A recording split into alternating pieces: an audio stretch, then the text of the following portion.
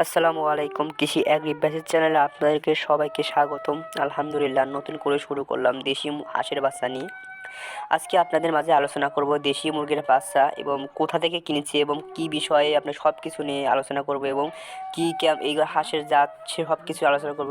এগুলো হলো দেশি ক্যাম্বেল হাঁসের বাচ্চা। এগুলোর বয়স মাত্র 25 দিন বয়স হচ্ছে।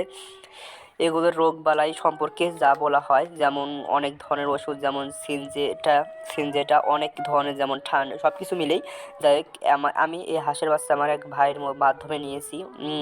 দেশি হাঁসের বাচ্চা নিয়ে শুরু করলাম, কারণ দেশি জিনিসগুলো সব কিছু সময় অনেক সুন্দর হয়। যাই হোক, অনেক গ্রোথ আসছে, কিন্তু 25 দিনের মধ্যে এই হাঁসের বাচ্চাগুলো অনেক সুন্দর গ্রোথ আসছে। সব কিছু খাওয়া দাওয়ার দিক থেকে সব কিছু হেলথ আসছে ভালো।